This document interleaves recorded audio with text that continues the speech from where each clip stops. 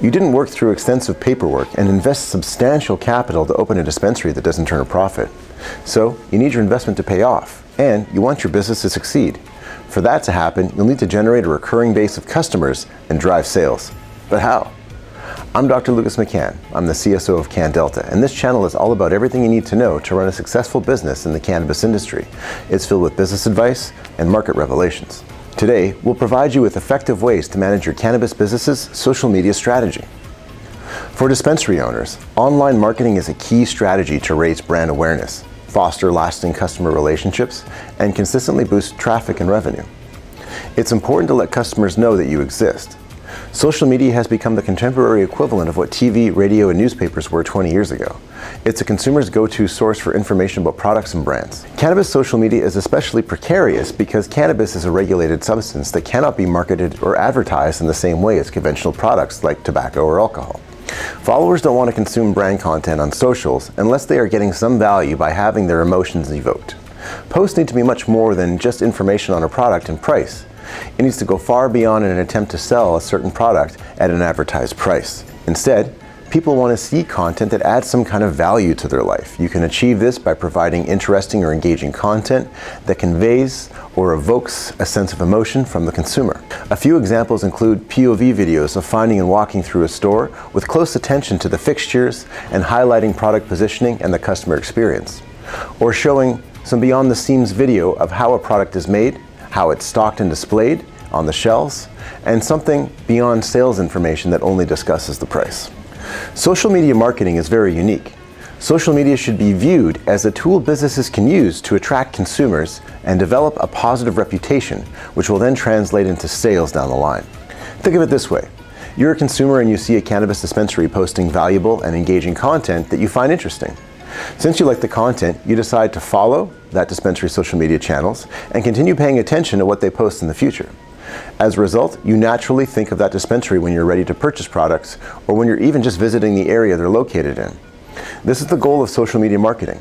It's all about becoming the first dispensary that comes to mind when a consumer begins thinking about buying cannabis products. Statistics show that the 80-20 split is the best approach to social media marketing. That means at least 80% of your content should be providing value, and at most 20% of it can be a sales promotion. Whenever you can, disguise your sales promotion by ensuring it provides value. Now that you know the goal of social media marketing, here's what you'll need to do. First, you're going to want to understand who your target consumer is and develop customer personas based on your business model. From there, you'll need to figure out what social media platforms are best suited for your business and how to plan to add value to your content. Value can come in many different forms, but it starts out by doing at least one of these things in every post. Solving a problem, answering a question, addressing concerns, or make life less challenging. Next, you have that figured out, you'll need an order for posting your content. You'll need to consider what content will actually cover and how it will differentiate between each major platform. For example, X or Twitter is made for short-form text, which is great for drawing attention to other content like videos and blogs, whereas Facebook is best for long-form content, including videos and text. You can find out more about social media platforms and what they're suitable for in the link below. Then you'll want to establish a content calendar. A content calendar is a strategic plan for your content and social media posts to make sure your content is aligned with your business's goals and specific events and timelines such as holidays. HubSpot statistics show that brands typically find the most success by posting either 3 or 4 times a week. Tailor your post content for each platform and use concise posts for Twitter or X, longer text with visuals for Facebook and Instagram with a focus on high quality image for Instagram. And be sure to tap into current trends and breaking news, and most importantly, always include an image or video. Posts with visuals are proven to generate over 2 times more engagement than those without visuals, so it's usually a great idea to form your posts around visual content. As soon as posts begin rolling out, you'll need to monitor them and engage with your audience. That might be as simple as answering questions, liking comments, and doing your best to promote reposts. Creating content that inspires your audience to share it with others will be one of the most challenging but rewarding aspects of your social media marketing strategy. Reposts will help to create a larger web that's sure to capture interested consumers that may not have found your business otherwise. But remember, posting on social media is the last step and not the first, and you should be following this structure.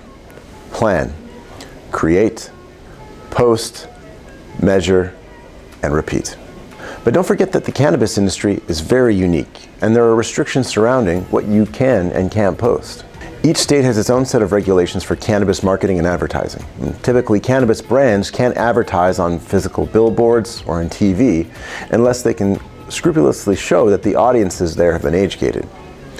All of these painful regulations make cannabis social media a cannabis marketer's best friend.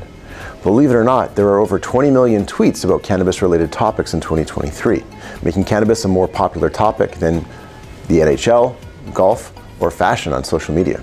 With that being said, there are still some guidelines that cannabis businesses will need to follow while using major social media platforms, and each state's regulators will have their own set of rules.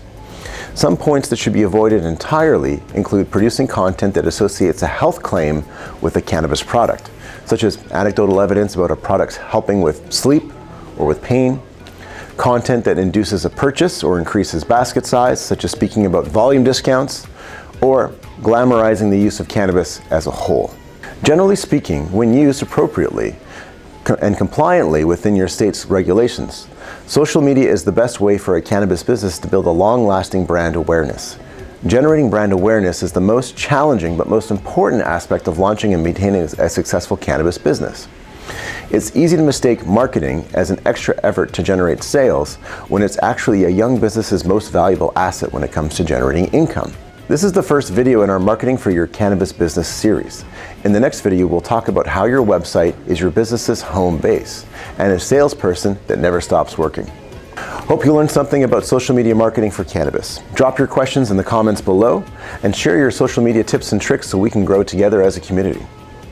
Be sure to like, subscribe, and reshare our content so you don't miss the next video. We drop cannabis business videos every week, and check our last podcast about cultivation and processing. Until next time, I'm Dr. Lucas McCann from CannDelta, signing off.